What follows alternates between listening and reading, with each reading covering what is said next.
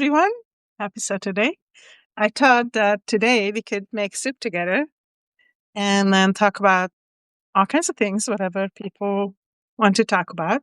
So, welcome. Hello. Um, Esweshla, thank you for joining. I was just going to make some soup and talk about whatever kind of topics come up about life. So, thank you for joining. So, right now I have a pot on the stove that just have water in it, and I went out to the garden and picked some green ingredients that I'm going to put in the top. Let me know if there's a specific topic you're interested to talk about. Happy to talk about it. Have a conversation, put it in the chat.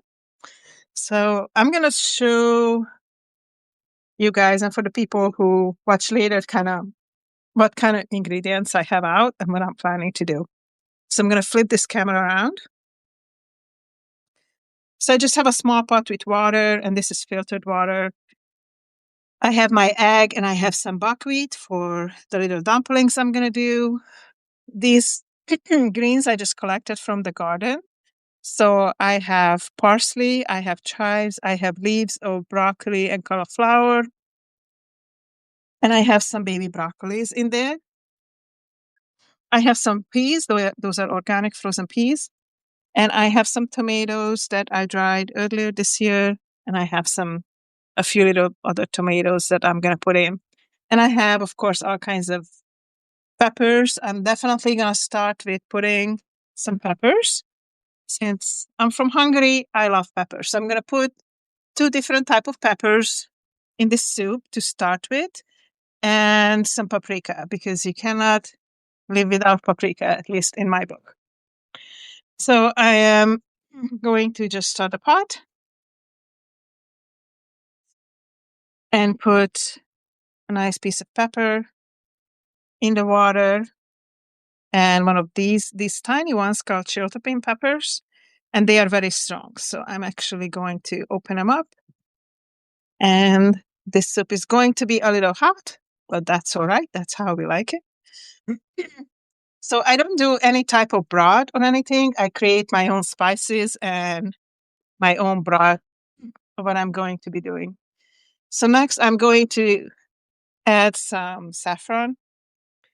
Not saffron, turmeric. Turmeric.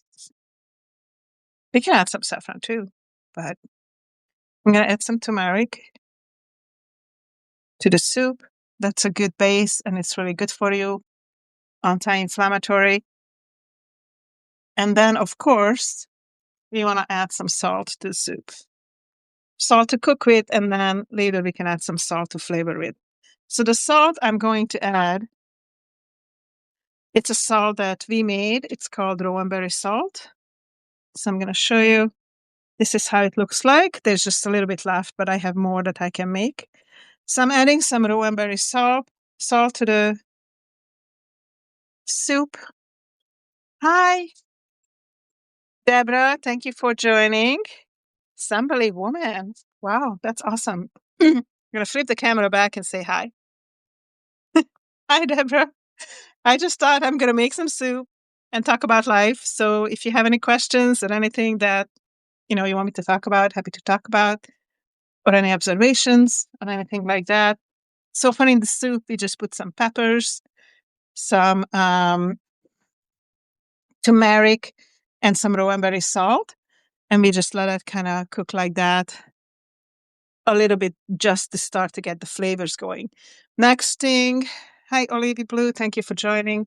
Next thing I'm going to do, I'm going to flip the camera around again so I can just show you guys. So here is the soup that started to cook with some basic spices. And now, earlier in the year, I have put away some tomatoes. So I'm going to put some dry tomatoes in there. I already have my peppers, tomatoes, turmeric, and salt in there so it can start to cook. Those of you who joined later, I picked some greens in the garden, and these are radish greens, cauliflower, little mini broccolis. So what I have discovered this year is that if you cut off the main broccoli head, on the sides, there's mini broccolis that start to grow later. So I have a lot of little mini broccolis in here.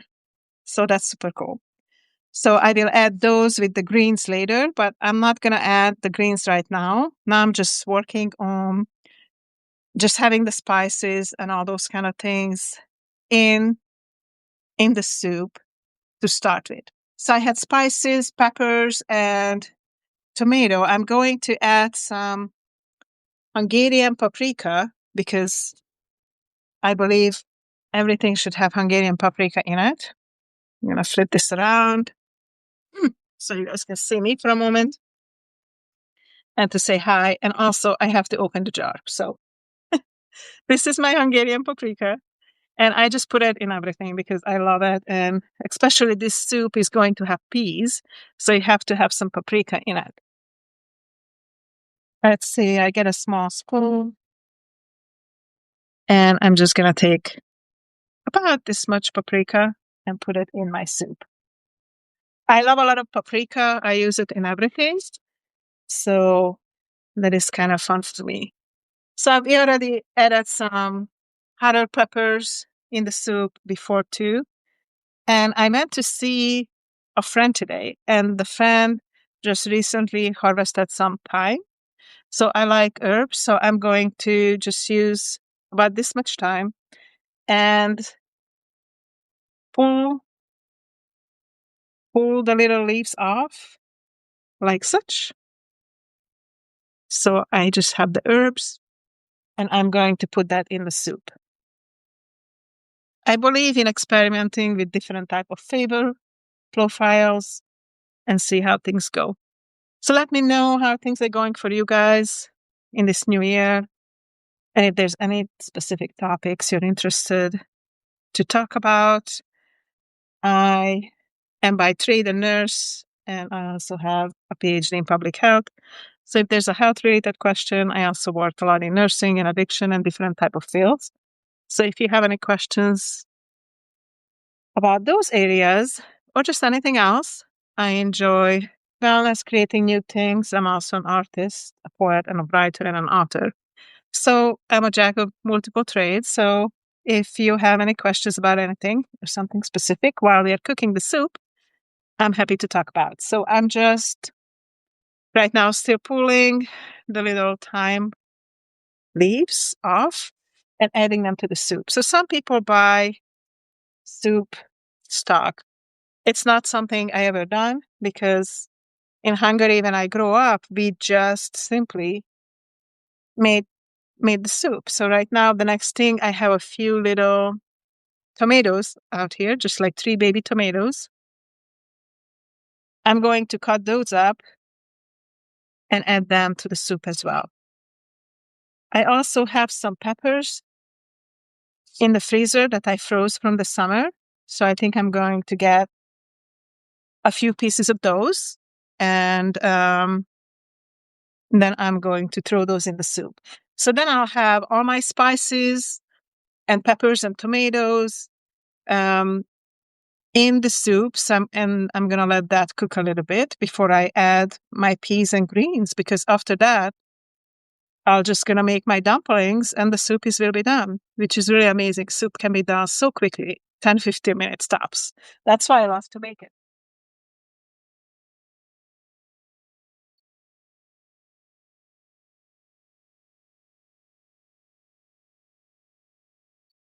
So these are some green peppers that I have frozen earlier from this summer. So I'm going to take out about 2 of them and I'm just going to cut it up and I'll show you guys in a minute.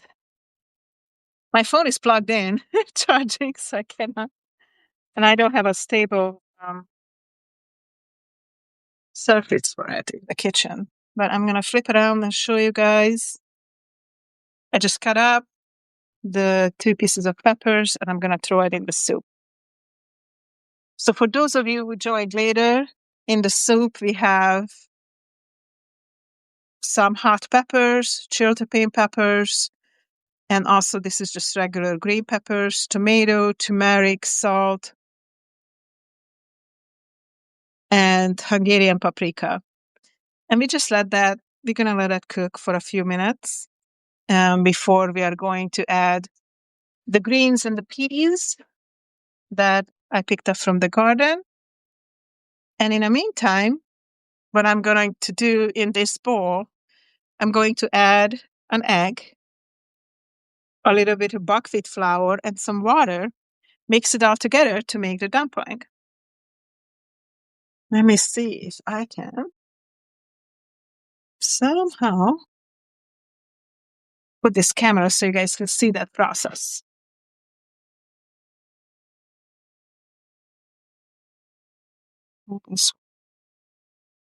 Oh, that will not work.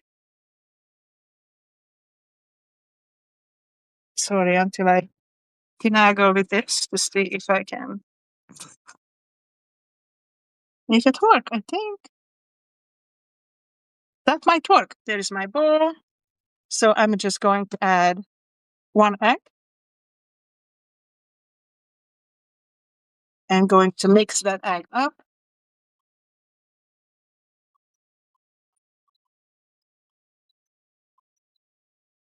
I'm going to add a little bit of salt, and this is just Himalayan pink salt. Just going to add 2 little pinches. After that, we are just going to add just a touch of water.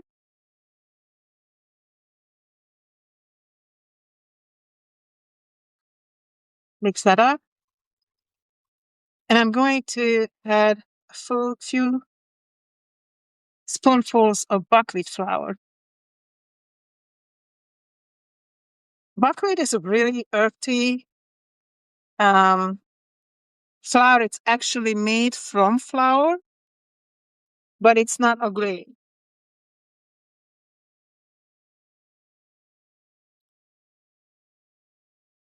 So it's really healthy for you. So I'm going to mix this together and we're going to let it sit for a few minutes.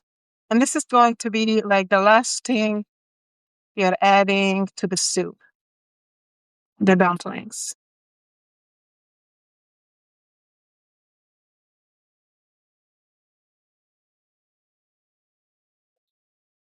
You can do this with any type of flour that you like. Mix that together. I'm going to add just a little bit more. In the meantime, our soup started to boil, so I'm going to bring it down a little bit. But it's starting to have that nice color from the peppers and the turmeric. And we're going to add a few little spices now to the soup. So I'm going to show you guys, this is how our dumpling now looks like. This is how our soup looking like. Looking really, really nice. And it smells and tastes nice. Now, next thing, that since I've been in India last year, something that I really like is mugwort. So I made my own from different spices and herbs, and I just like to add a nice spoonful or two to any type of soup I'm making. So it has fennel seeds, it has coriander, it has actually a few poppy seeds, it has sesame seeds, it has fennel seeds, it has some caraway seeds and flax seeds as well. So it's just gonna add a nice flavor to it. One trick that I have learned from my grandmother is also to add nutmeg to your soup. So I am going to flip the camera around because I have to grate the nutmeg. So I'm gonna have to use both of my hands, and I don't have another like stable platform, but I'm just going to get a piece of nutmeg out that I already been using. So this is like a half a nutmeg And I'm going to use a little tool. I'll show you guys what I like to use. I like to use this tool. And I'm just going to add some nutmeg to the soup. Let's see if I can turn this.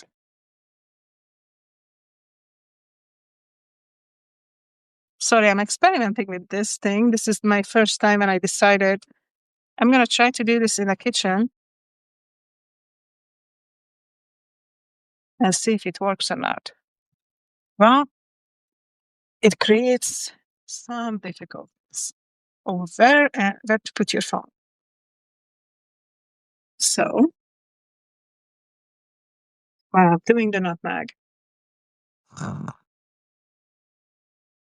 you see, if it would work right here. There you go. I have my tools, and I'm going to put the nutmeg in the soup. It is something that my paternal grandmother did. And it's a trick that my mom told me about. It's just made everything so much more flavorful.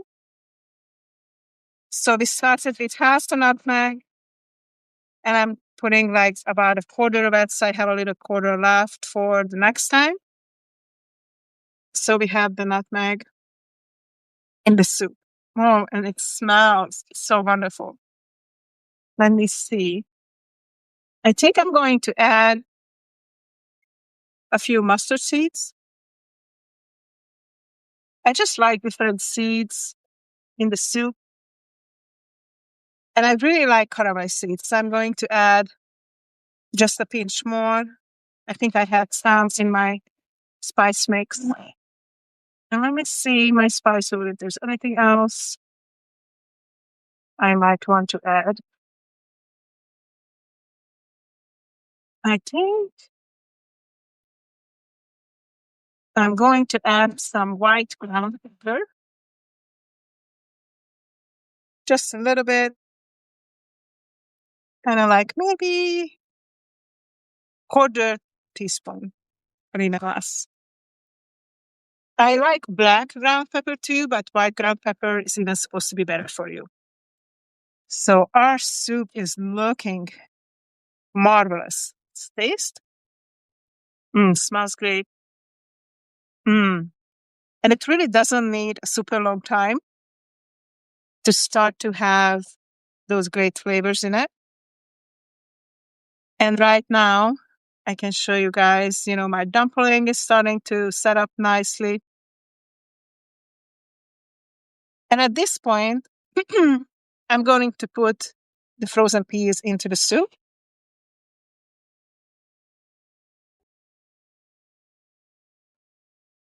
I hope everybody's doing well this year. I just met a friend yesterday, and we talked a lot about public health and kind of different things that going on in life. And I just kind of realized how much I miss talking about public health since I have a degree in it.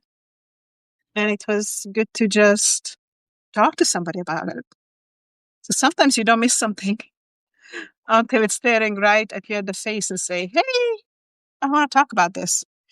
So it was really good. We talked about different type of health assessments and needs assessment for a community to kind of figure out next steps, what is going to be good for your community. For that, you need to do some kind of assessment, right? To figure out what is your community needs. Because if somebody just comes and shows up and say, hey, this is what your community needs, your community might not need that. So I also like to compost, reuse, recycle everything. So the little stems from the thyme and the eggshell going into the compost that I use in the soil in my garden that, of course, grows all the things that I use.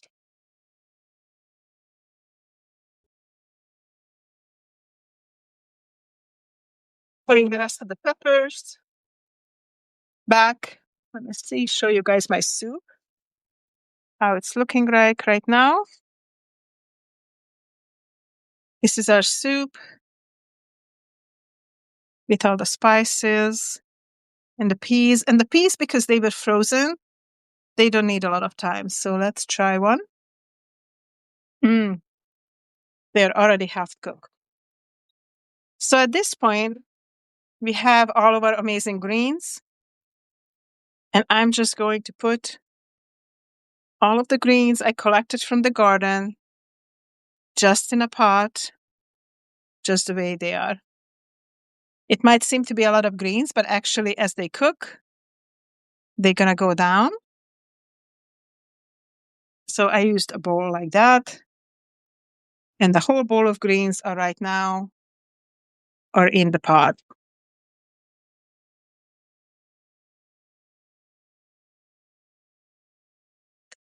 So I'm just literally going to give them 2 minutes, maybe even less than 2 minutes. And then I'm going to start to put the dumplings that I made over here from buckwheat. I'm going to start to put them into the soup. And I'm just going to use a little spoon like that. And how you make the dumpling is you just take a little piece, depending how big you want it to be, and then put it in the water. So we are, turn this around.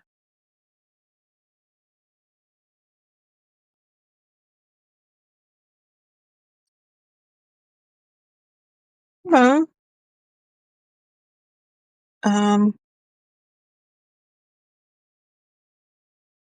it's stuck.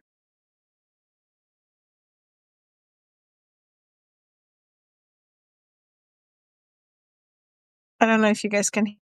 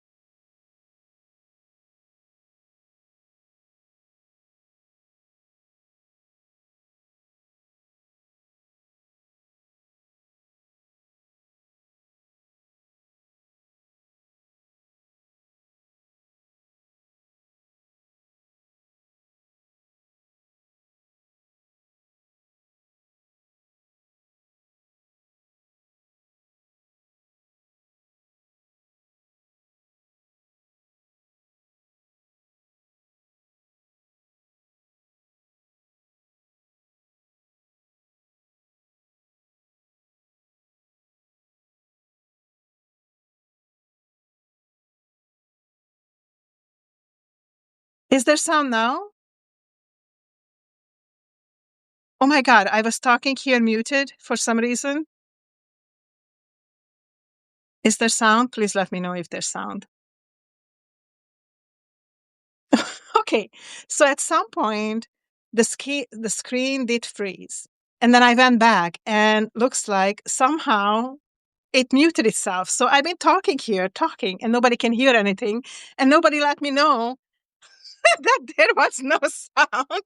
So thank you so much for letting me know that there was no sound.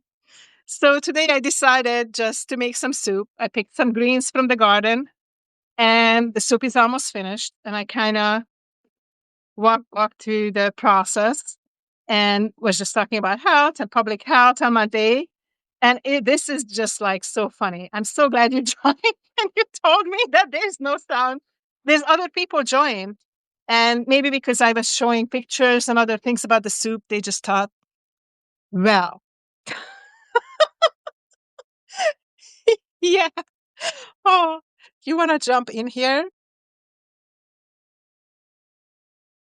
If you want to jump in here, I just added you to see if you want to chat for a few minutes. Well, hey, I'm on preview, huh? Awesome. That Did is you so need to put great. me Thank you on? so much for letting Yeah, me know sure. that there was no You know, sound. my suspicion is that people aren't really paying much attention. Yeah, I don't know. I mean, I'm grateful for the people who joined. There's six Uh, of us now in well, this impromptu soup making, oh yeah, but nobody told me there was no freaking sound. you've been talking for about 35 minutes, it looks like. Yeah, I was making the soups. I was making soup from scratch, and I thought, you know what? I'm going to try this. It's winter, so Right. it's not as much fun to be outside, but I picked some greens from my garden. And I also got some fresh thyme from a friend who I visited this morning, which is super cool. So I put some of this That's in the great. soup as well. Mhm. And actually, you encouraged me because when you and I talked last time, both of the times actually, you mentioned this gal who just gets up from the bedroom and then shares about whatever she wants to shares about life. Oh, So you then I mean was Patty thinking, Smith. well, I'm gonna cook Oh, and share. So yeah, sure. Why not? You know what? I make black-eyed peas for New Year's Day, and that's oh, traditionally eaten for good luck. Did you know that? Did everybody's no, got to do black-eyed peas. I did not know that, but what I know that It's a in southern Hungary we make lentils. We lentils. meant Well, lentils are similar, lentils. very similar. Yeah, and the lentils, supposedly you're supposed to eat a lot of lentils because if you eat lentils, you're gonna have as much money as lentils you eat. There you go. So There you go. yeah. I don't know So if you we wanna see that my way you wanna about see my soup? You wanna see Sure, the I did soup I see made? it a little bit. What kind of meat is in it? Looks like beef? Yeah, so that's not meat. That's That's not meat. actually these are dumplings that I Oh, just made. dumplings, okay. And they're And kinda s normally you make dumplings from white flour, and you but made I decided to try buckwheat flour because buckwheat. they are healthier. Alright. Yeah. But you know what? They didn't work. So I had to add whole wheat flour in the end because the And then buckwheat just fell apart. So, yeah, but I well, fixed it. no gluten. They need that gluten uh, to stick together. I like to do experiments. So this was an experiment to see if the buckwheat flour works.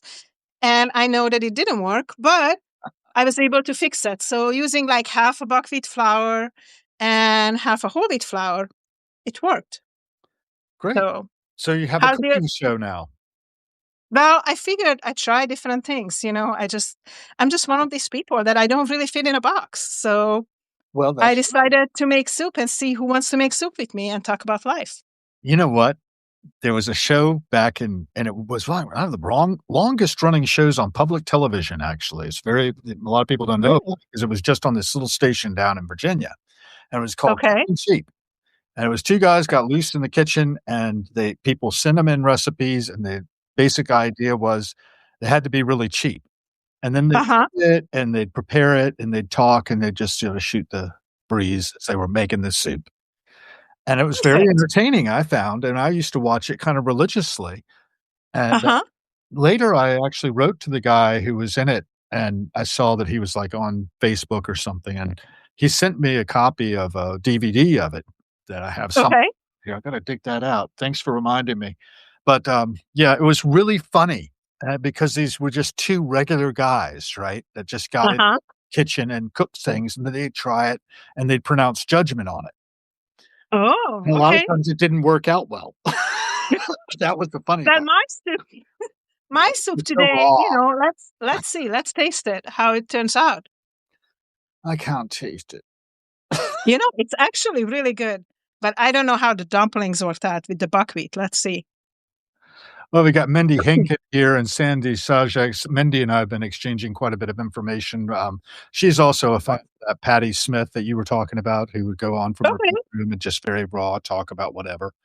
Um, nice. Hi, Mindy. Christine Nice to meet you, Christine. Bukhovitz is here as well, and some other people that I don't know that came on before I joined, I guess. So Yes, and I didn't know them either. But you know what? Those of you who just joined, this was hilarious. I was talking and there was no sound. And before Halljay, nobody said nothing. There was no half an sound. hour. So I'm talking here, cooking the soup with no sound. It Who happened to knows me how one long? time, and it was actually a Substack glitch. It wasn't the mute button. Um, Uh-huh. we were able to unmute, luckily. I couldn't, and I did a whole, passing show out on the streets of DC, and John Marshall let me know that I had no sound. He's out in Nashville somewhere. Yeah, it is so nice when you have friends who actually speak up for you, right? Yeah, I get the impression that an awful lot because what I do quite often is I ask, "Oh, nice to meet you too." I ask, "Who are you? Where are you? How are you?" Who are Yes. you? Maybe the name, and if you're using your real name, a lot of people don't use their real name, and I have no idea Hmm. who they really are, and it's kinda spooky. Yeah. It's kinda risky feeling. Yeah, I wonder if the people who joined before you, if they were robots. I don't know. I have no idea because nobody said nothing.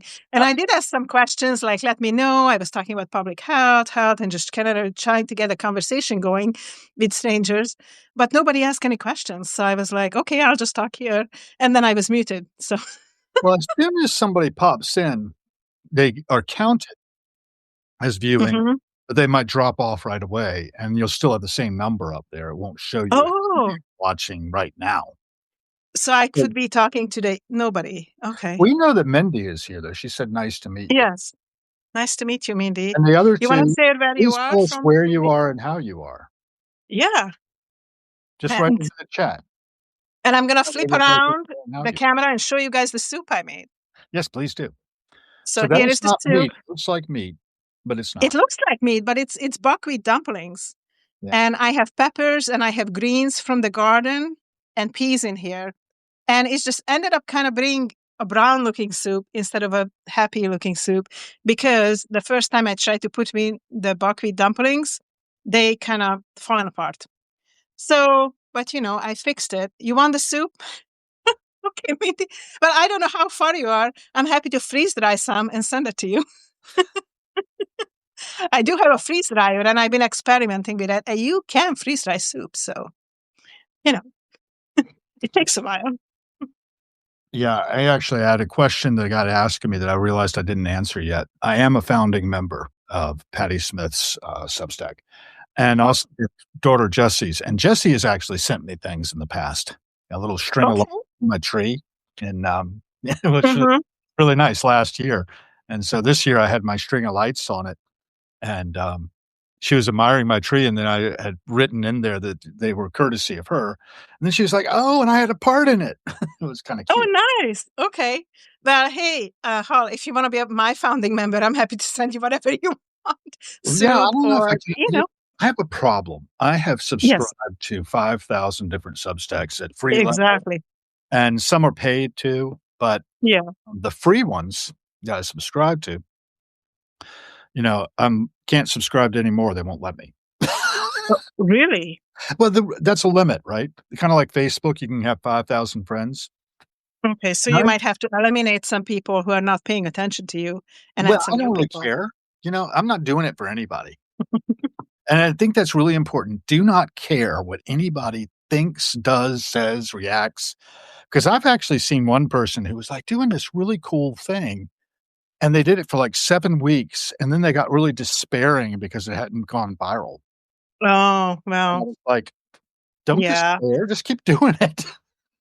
That doesn't work in today's with so many creators and so many people out there. It's like you can expect just to go viral. Even if you have good content, you also have to love to do it. And I do love, like, I love these like impromptu conversation, what we are doing. Like, I buzzed you in and I learned that from you by you letting other people just saying, hey, join me because Gabriella disappeared, right? Yeah, I brought Sunny in because actually I was I had basically forgotten that I was supposed to be on with her anyway at the time Yeah, I we remember. scheduled. So I was like, Yeah. I do that sometimes. I double book myself. And then Hmm. when I knew Sonny was in the wings, wondering what the hell happened to Hal. He's supposed to be on my Zoom and Hmm. come on the Substack. But that was lovely. And I thought that was kind of fun to anyway introduce people who wouldn't have ordinarily met. And that's Uh-huh. what I like to do is take the two connections and stick them together, and then step back and see what happens. Yeah, and I love that. I mean, this says, I don't care that you laughed at me. Maybe we laughed with you. I don't know if we laughed at you, but Did we? Did we laugh at her? I don't know. Some I people don't feel know. that they're being laughed at, and it's not a good feeling, you know. So No, it's definitely, definitely was not intentional. If that's what, yeah, I think we are laughing together and with each other and with the world, but definitely don't want to laugh oh, I at people for remember. sure. I put a little laughing face on something she said, and Oh, instead okay. of What? putting a heart on it or something. Oh, okay. So that's what And I it think was. she Good said intentions, she Mindy. felt that I just laugh at everything because I think it's funny. I think Yeah. life is funny. I don't even remember what we were talking about entirely, but Mindy got really curious because I was asking Patty Smith a question for Patty Smith's Smithposium she's got coming up on her memoir, Bread of Angels. Okay. You know anything about this at all? No, I don't. Okay. If you don't mind, I'll just tell you a little bit about it. Oh, please do. Patty has been doing memoir stuff for a while. She had a Okay. relationship with Robert Mapplethorpe, the photographer. Are you familiar with Robert Mapplethorpe at all? No, I'm not. In New York City, back in the, I don't know, whenever 60s or so, Patty had come up from New Jersey, where she had been raised, to the city, and Robert Mapplethorpe was living there as well. And I think Patty was on a bad date, as I remember the story in M Train, I think, or maybe it was in Just Kids, another set of nonfiction, sort of memoir esque writings that she did. Just Kids Okay. written for Robert because she promised him she would tell his story. He died of AIDS. Uh, Oh, okay. but she and he had gotten together. Oops, did I lose you? No, I'm here. Okay, I lost the screen for a second, and I don't I'm know here. I did. Get it back. Hang on a second. There we go. I can hear you. Anyhow, the, story went that she was, like, on a bad date, and she was scared of the guy she was walking with, and Mhm. she did this thing where she pretended she just saw Robert sitting in a park and went over to him and pretended he was the jealous boyfriend. They had never Oh, okay. and that managed to get her away from her bad date, and then Robert and she became friends, and Nice. one thing led to another, and they had this relationship. She's kind of famous, for an album called Horses that came out in 1975, Okay. The year I was born, so, and she's known as the godmother of punk, and she just finished the 50th anniversary of Horses, Oh, tour. nice. And she also put out this book, Bread of Angels, which is a piece of memoir about her childhood and, I guess, onwards in, marriage. She married the guitarist who, led or was part of MC5, another 1970s band, and he died fairly young when her daughter, Jessie, I think, was only 7. And so Okay. she went back to work after that. She sort of retired to raise her family, and then when he died, she needed to, of course, make money, so she went back out there and wrote Just Kids, published that, and it got I forget what award it got, maybe it got into Pulitzer or something, it got really high marks for what it was. M Train was really good too, Year of the Monkey, she's done quite a few books, and you've done quite a few books, why don't we talk about your books? Oh, should we? I can go Why not? upstairs and show you. I can show you some of my books. I don't know any.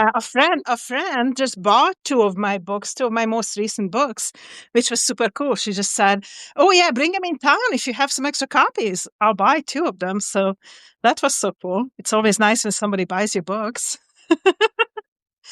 So my most recent book is this one that called Nature Walks Across Continents. And This one I did with a friend who lives in Hungary. And for those of you who don't know, I had an injury in April, Oh, and I spent a lot of time in nature to help recover my brain. Oh, you were also in a book? Oh, nice.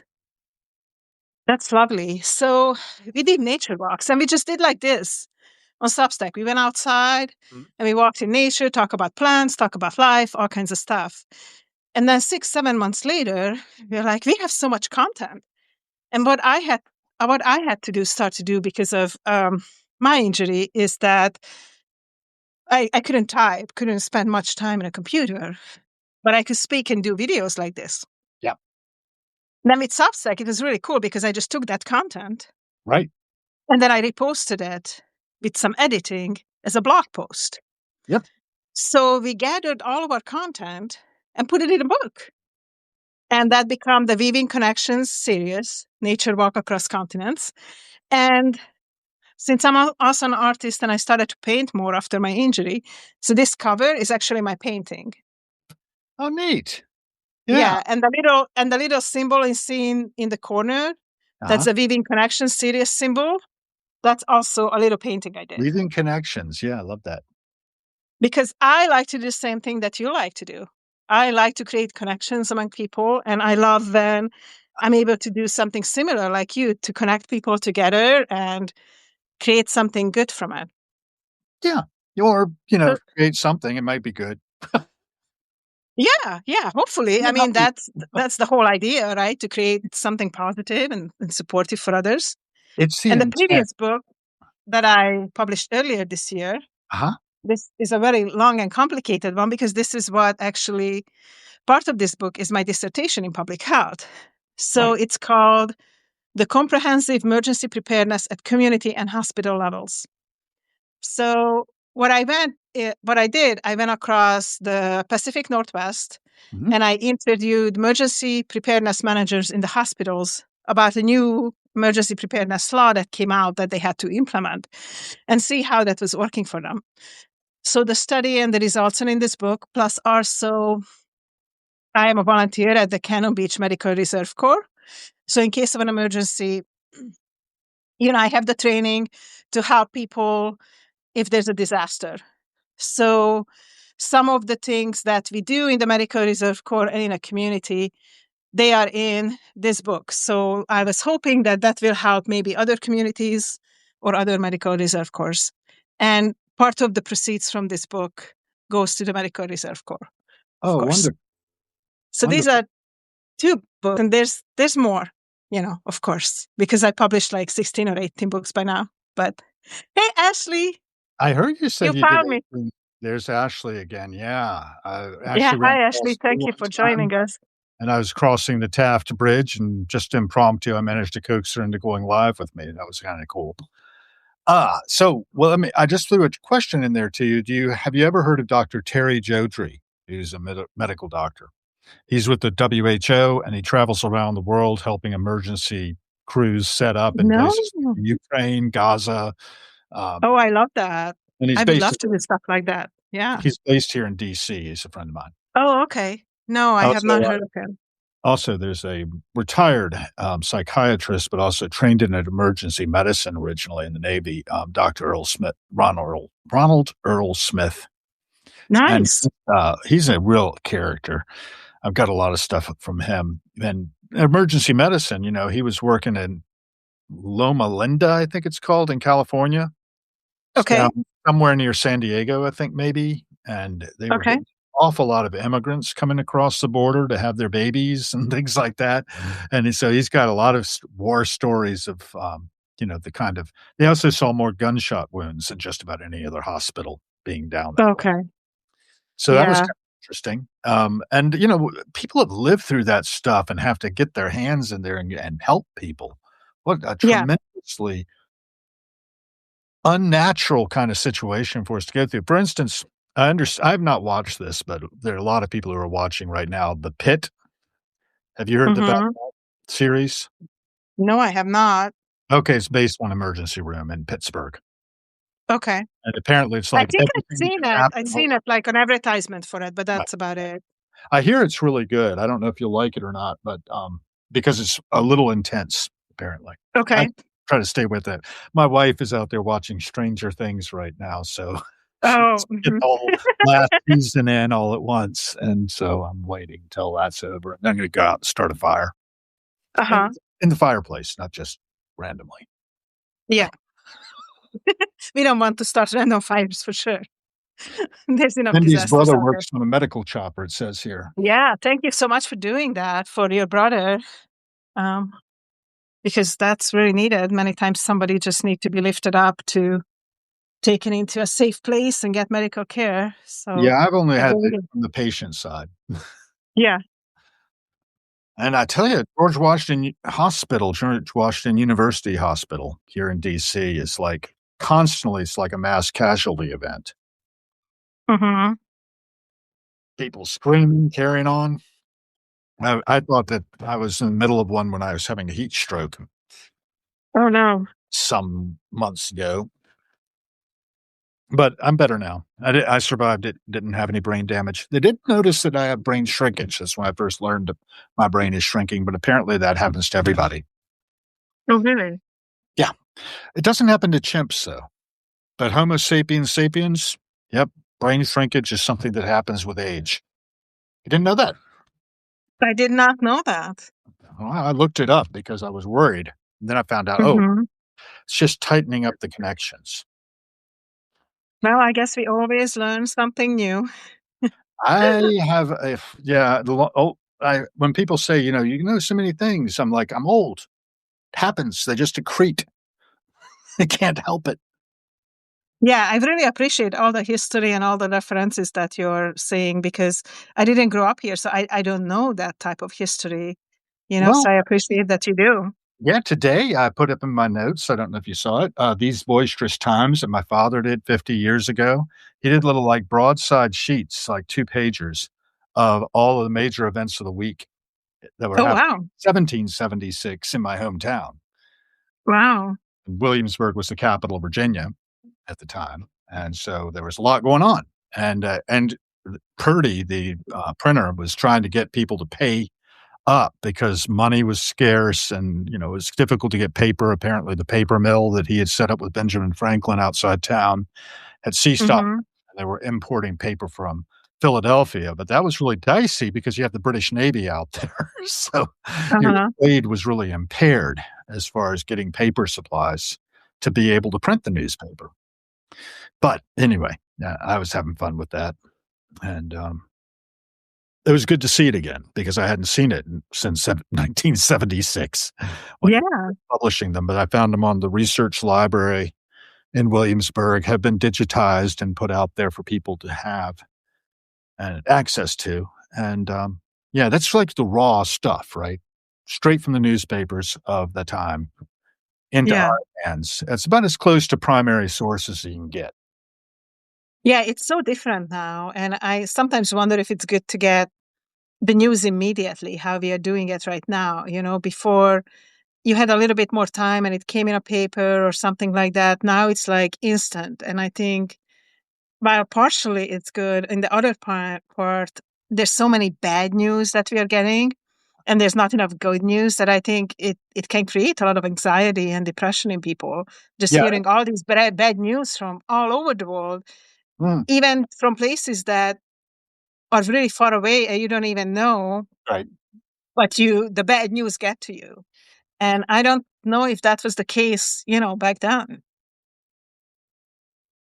Huh, yeah, the thing I think about that is that it's by design that our media wants to keep us under control, but I think the Substack is like a way of circumventing that because Mhm. you actually make one-on-one connections and say, "Well, is it really is you're pretty close to Washington State, for instance, right?" And I understand Mhm. also Portland. I don't know how far you are from Portland, but I am about 2 hours from 2 hours. Portland, depending on traffic, But yeah. all those cities, of course, our president is talking to us about how terrible they are. There's nothing going on in Portland, just regular people living their life. Right, I have exactly. people who Good live in friend of mine Portland, and they show me the streets, there's nothing. yeah, Ducks crossing the streets, that's about well, it. right, and there's a friend of mine over there who's, a musician, he travels around quite a bit with the Everyone Orchestra, he calls it, which I find Mhm. fascinating. They basically improvise on stage, and so every time you're getting something not polished, but very good improvisational music created in real time. So anyway, Matt Butler lives there out there, and, you know, I get this great scoop from him, and having Mhm. this connection, so I built through social media largely is, really worth its weight in gold, I think. I was on radio Yeah. actually in Oregon yesterday. Was it yesterday, Oh, Friday? nice. KSKQ, yeah, I've been friends with the morning show hosts there for a while, I might Yeah, you mentioned that on my show. Yeah, and I love that this connection, Oregon and feel free to connect me if and you so I would called like to her. if you want to. Yeah, I called her during the show, and we got on, and we talked on the air for about 20 minutes or so. Call Nice. and I told her about some of the things I'm doing on Substack here, like Nice. and I'd already set her up with interviews with some of the same people. I think that's probably what I talked about. So, Yeah. revisit that, but yeah, the news and people keeping us in fear and wanting us to always feel like we have to be protective and keep our heads down so that Big Brother doesn't get us. Oh my goodness. You know, it's dangerous. I mean, were we talking about no, it was with Origin on Friday morning. I forgot I was supposed to be on with her at 10 AM. We got a thing 10:02. "Are we going live?" And I was like, "Oh, well, you just go ahead and go live. I'll jump in later like we just did." And, Uh-huh. well, we were talking about one of the first things out of the block was my friend Daniel Scruggs, who travels around the country giving, music lessons to kids in particular. Like, he got Nice. a whole program. He's traveled in Africa and all these different places to Mhm. and increase his knowledge of music in different cultures and brings that then to underprivileged children in different schools, which is really nice. Like you said, sort of inspiring, I hope. He was saying that in Williamsburg, our hometown, he's from there, Mhm. that he's found that they have these flock license plate reader cameras densely throughout Williamsburg. So you can't really drive around without these things collecting data about you moving. They know where you are and when you've been there, so they have Right. Who cares where I am? I and mean, apparently they only hold it for 30 days, but it's mhm. a way of, basically surveilling the entire population, and he's not good with it. I'm not good with it either, really, I'm and not good with that either. we started talking about the Electronic Frontiers Foundation and their work against this kind of surveillance.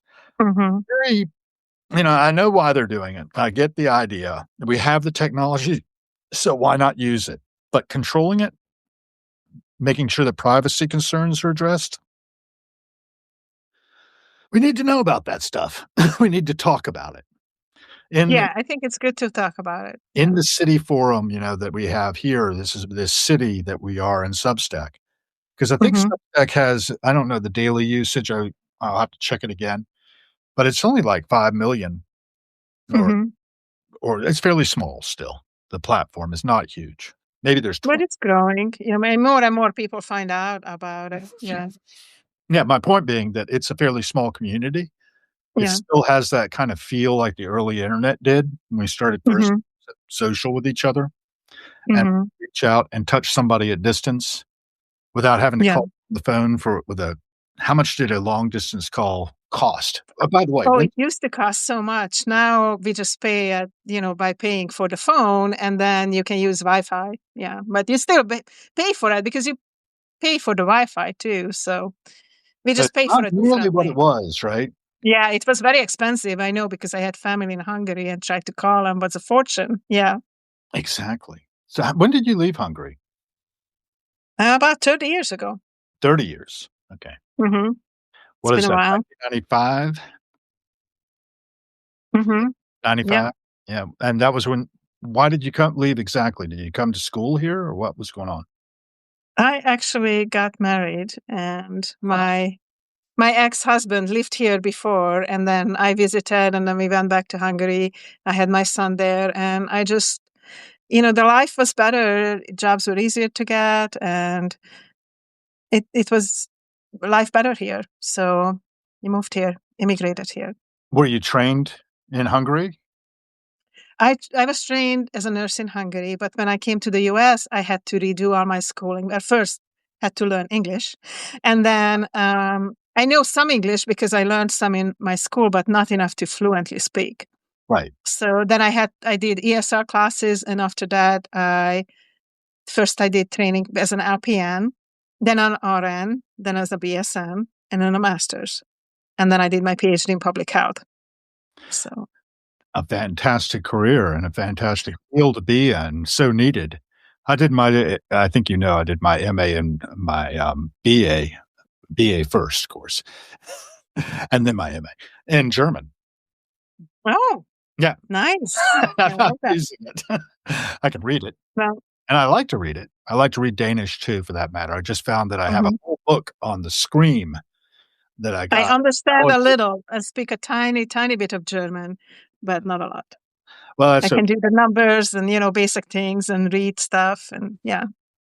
well, I had then, worked in historic trades between my BA and my MA, and I was doing translation of 18th century German technical stuff for Colonial Williamsburg.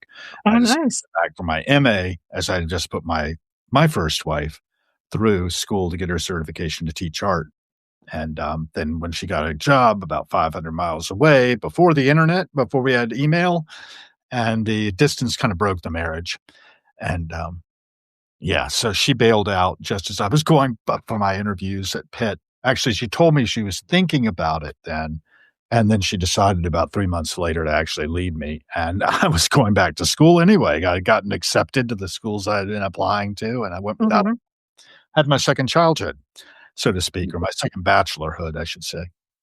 But, Mhm. yeah, so German wa at University of Pittsburgh was a pretty good gig. I traveled to the Preenam Chiemsee in, Bavaria. I've Okay. never been down that way, but, very pretty area, and they had a Goethe Institute there, and I did an immersion program for 8 weeks in 1994 to get my German back up to snuff because 'cause it's been 8 years since I've been in Yeah. college, Yeah. and I was gonna be going back to teach as a teaching assistant, of all things. I mean, that's one of the most bizarre systems we have where we make people teaching assistants when they're graduate students, and that pays their Yeah. bills, and they give them a tuition waiver. So, basically, it was paying me enough to live on. In Pittsburgh, you could live pretty comfortably on a graduate student's TA-ship. Oh, okay. I also did teaching assistant and I did teaching too. I was teaching nurses Do you like for a it? while. No, I did not. You didn't? Well, the problem was that nursing is really competitive. I'm sure. And I like teaching itself. I didn't like dealing with the students because the students really wanted to be spoon fed everything and didn't want to look up any information. Mhm. And also in nursing, when you do a test, there's a good answer and there's a best answer. Right. And it was really highly competitive. So you had to get really high percentage. You had to do 80% to pass, Wow. right? Because you're dealing with people's lives. You have to be pretty smart to be a nurse, Yeah, right? yeah. So it was really competitive. So you couldn't just bullshit your way through it, right? So what happened is there was a lot of fighting. There was a lot of fighting. The students were fighting for points, Ego. and they were continuously challenging me as a teacher, you know. Sure. That's And I don't like fighting. So I had a little bit of that experience when I taught at Carnegie Mellon. The students there were that's a much more expensive university than the University of Pittsburgh. yeah. The University of Pittsburgh students were not as demanding. And Hmm. I liked teaching them, but the one semester I taught at CMU, I was not crazy about that. Yeah. Funny is about that one, buried too deep, I'm not gonna dig it up. But there's a novel about academia in Pittsburgh that was Hmm. filmed put into film with Michael Douglas, Robert Downey Jr., Francis Drummond, who else was in it? Richard Thomas, all these actors. I don't know if you know these actors, but, Yes, I do. I do okay. like them. Anyway, it was a good ensemble cast. It had Katie Holmes and Tobey Maguire as students, and Michael Douglas as a creative writing professor. And I had to give up my Hmm. for the opening scene of this Yeah. film called Wonder Boys. Bob Dylan won an Oscar for that one. Well, Nice. things have changed. And It's a shame. you know that song at all? It's kinda cool because it's got this lyric in it that is, "I used to care. but things have changed. Mm. And the things have changed. It's a little cold water. So I Yeah. do want to say that I love teaching Mhm. itself and I love doing groups and, Mm. sharing knowledge. I Yes. don't like when it's for points and grades. Right. So like There's an I expectation. enjoy, Yeah. yeah, I enjoy community building and groups and conversations and, sharing knowledge maybe in a higher level when people are not fighting for points, but they actually want the experience. When you fight for points and a grade, I didn't really enjoy that. No, Yeah. when you're really learning, that's great. I loved teaching the students at Pitt because basically the ones who were good, I didn't have to worry about them. Yeah. The ones who were a little weak, I could, like, use their friction points for information to really open up the language more for why that Hmm. difficult area or why they were having Hmm.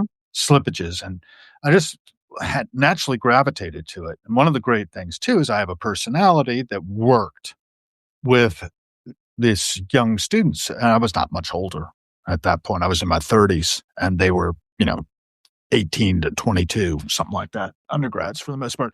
And then I taught graduate students German for reading knowledge, which is a lot of fun because Yeah. then I didn't have to worry about them learning. They knew how to learn. I just had to Hmm. stay out of the way and ran them through all of German grammar in one semester. That's a lot. And then we could Yeah. just start tackling texts from their fields because the idea was they needed to know enough German to be able to look at a German text, figure out whether it was worth translating or not. Hmm. Then they'd probably have somebody professionally translate it if they needed it that way. They didn't have to necessarily be fluent in German. They just Yeah. had that reading knowledge of it. And I was, I would get all kinds of stuff. I had English students, art history students primarily. So that's the kind of things we were looking at, which interested me because at the time, after being a teaching assistant, I took a job in the Carnegie Museum of Art in conservation because I'd been conservation Hmm. in Johannesburg before that. And speaking of medical, that's kinda like that, except your patients don't heal if you slip. Yeah. Another Probably thing not. another thing you were saying, which reminded me of Terry, who I mentioned earlier, the emergency physician who goes around with the World Health Organization, building Hmm. crisis areas to help set up emergency services. He says he just makes the interns cry way too often, though he's doing it less and less as he gets on, but, it's so intense because, you are dealing with people's lives, Yeah. and, mistakes can cost somebody their life. Absolutely. So, it's That's an everyday life of a nurse or a doctor or anybody in a medical field. Like mm, you have to make a really quick critical thinking decision in a split second, and that could save somebody or cause their life. And life is so precious, right? yep, So you we're cannot gonna save try to them say that. Yeah, you can't save them all. And yeah, That's that'd those be great. patients, I remember all of them who died, even if they wanted to die or end of life, they stayed with me. So. It's very interesting. How do you cope with it? You know, Is that can I ask that? I mean, I don't wanna open up a sore area. no, no. I mean, I think sometimes it comes to your mind just like with regular grief, you know, Mhm, it depending on how long you cared for the person. And like when I worked in long-term care and I know the person really well, and then it become their end of life, that person stays with me. And occasionally, like right now, this was the first person I thought of, and I was the last person to give him the final morphine dose, and I was the one who had to call the family. And you know, in a hospital, if it was an emergency and you had to do CPR, I remember those people, but they stayed with me last because I just took care of them maybe a shift or two.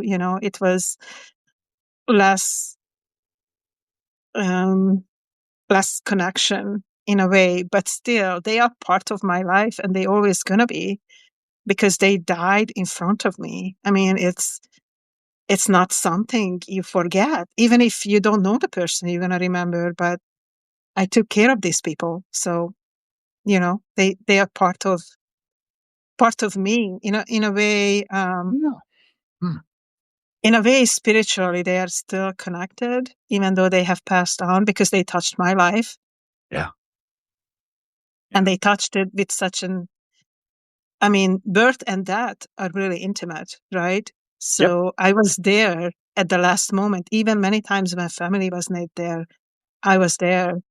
That was And close to that with yeah, my dad. Luckily, I was able to get there, and I was able to make sure his sister was hmm, get there as well with the help of her son. She yeah, had to drive 2.5 hours at 93 years old to be there and hold his hand as he passed. Yeah. yeah, I was grateful that I was able to do it, though. Yeah. yeah, of I have a course. lot of gratitude for that experience. Yeah. I've not had a lot of that, of course, but I've gotten to the point I was really lucky. A friend of mine who's now passed away, actually, of stage 4 lung cancer. He got that after he turned me on to this book. He got me connected to Denial of Death by Ernest Becker. I don't know if you've ever heard of it, but No. Becker, there was a foundation in his name for a while. I think that's folded since, but, he passed away of colon cancer. It was the last work he ever wrote. He was a psychologist, and he wrote this book, Hmm. Denial of Death.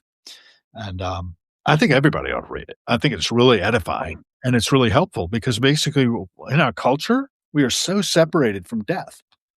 We But don't we are really not. We meant to die. We are gonna die. well, of It's course, just but when it's your time. If you're born, you're gonna die.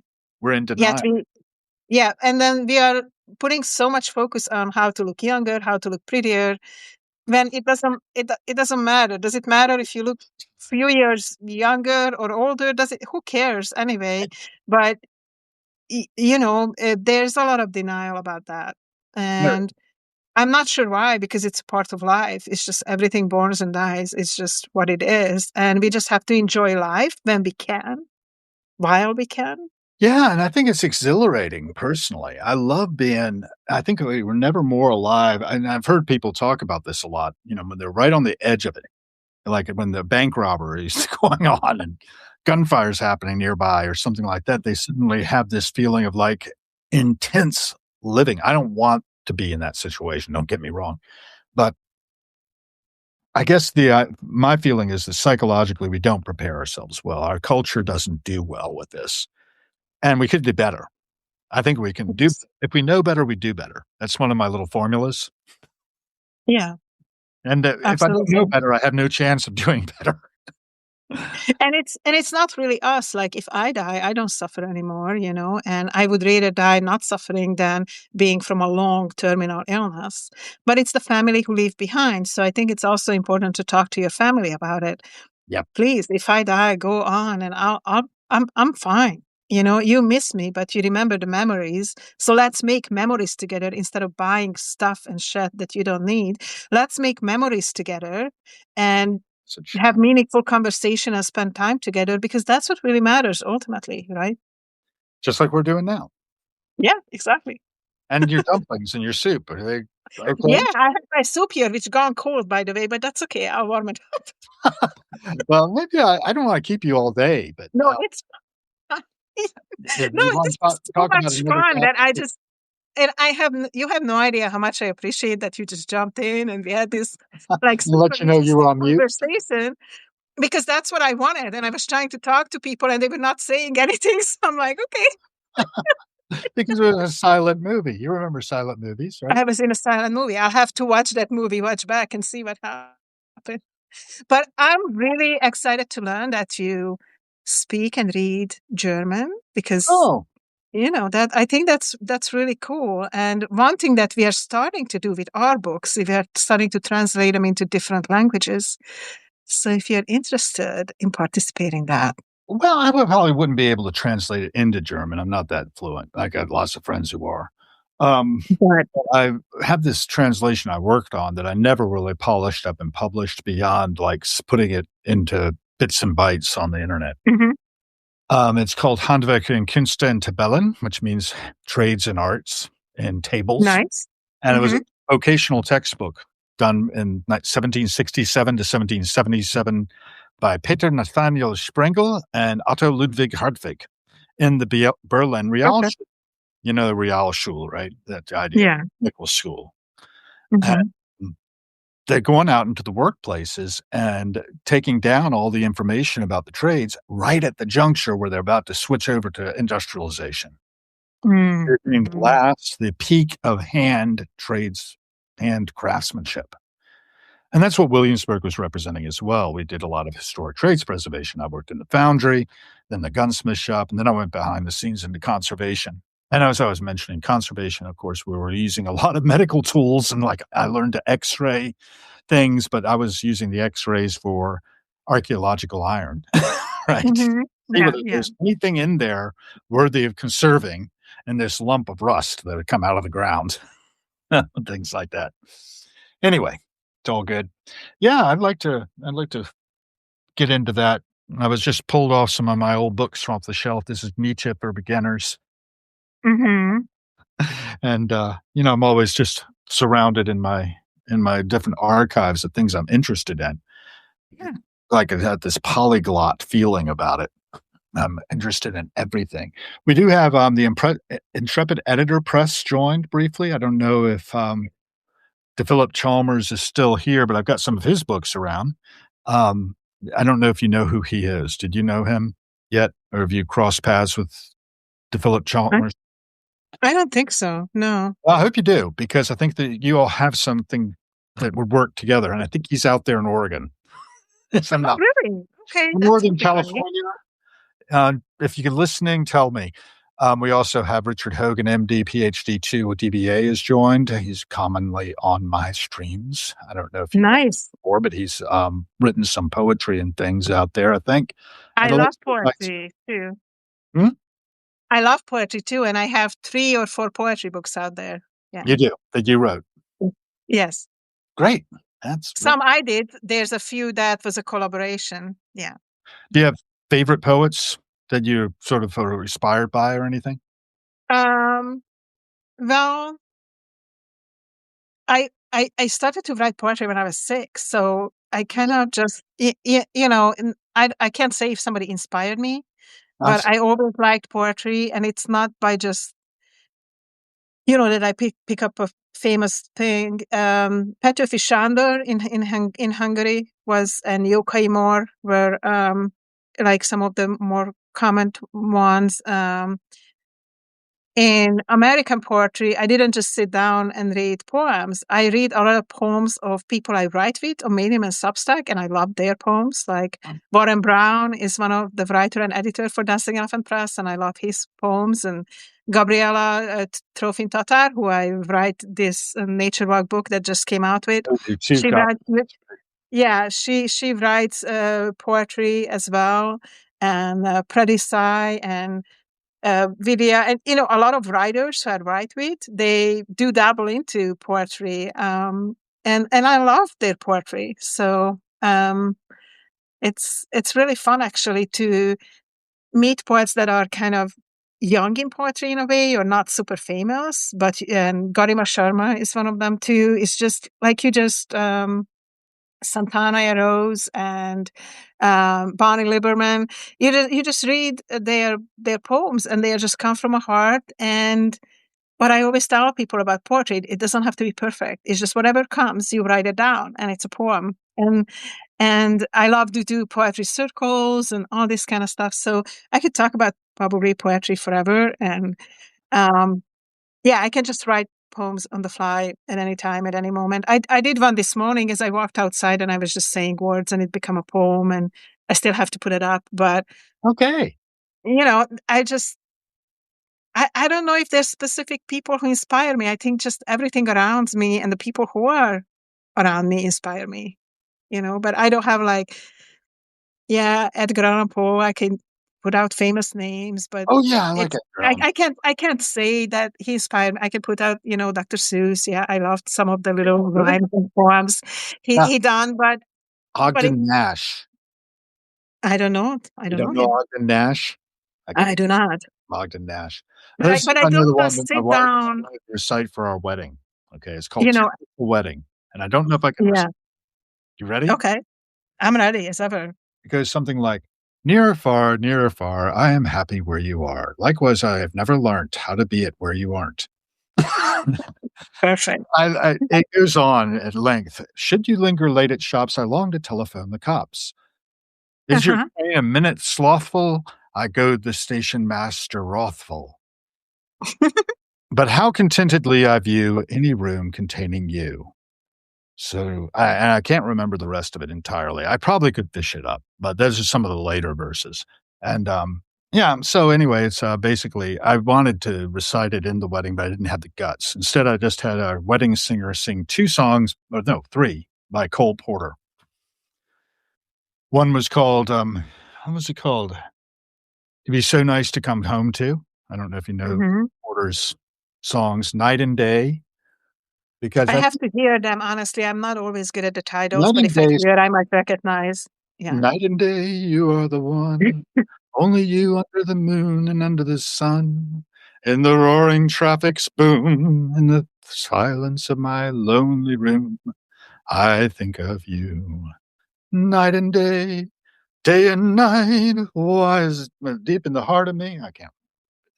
But anyway, it's really very beautiful and very intense. And the movie in which it's set, I believe it's called Top Hat.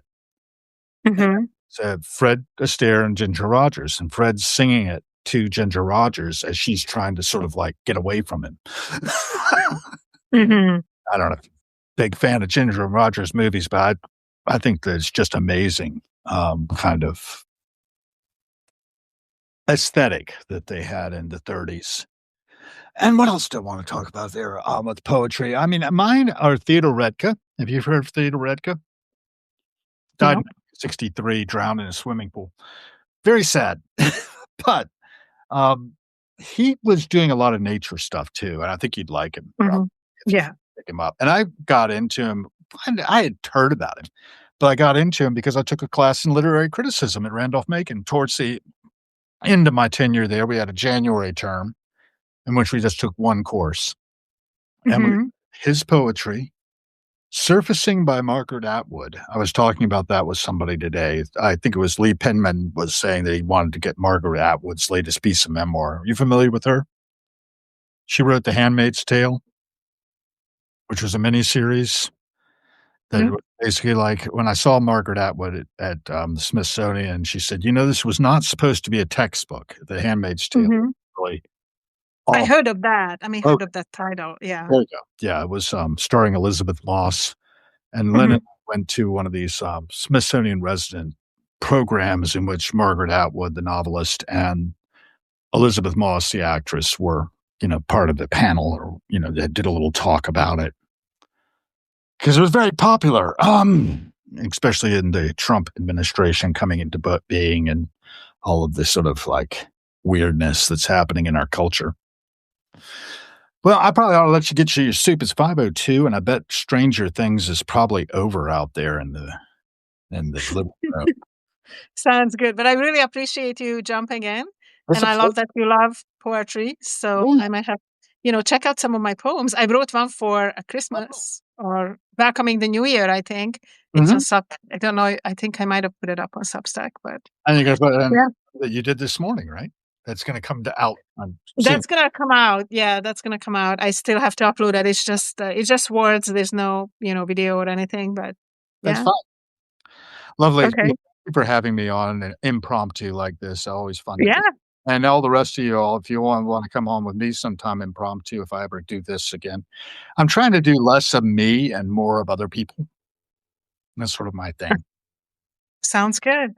Thank Yeah, you. I have some interviews coming up too. So yeah, tune in to either me or Hall's Substack, YouTube. Yeah, we are both on YouTube as well, both on Substack. And you just put in our name and you'll find us. So thank you so much for everybody joining for soup making. Even though the soup went cold, the conversation was great. Lovely. And until we see you guys next time, have an awesome new year. Take care. Bye, everyone. Bye, everyone.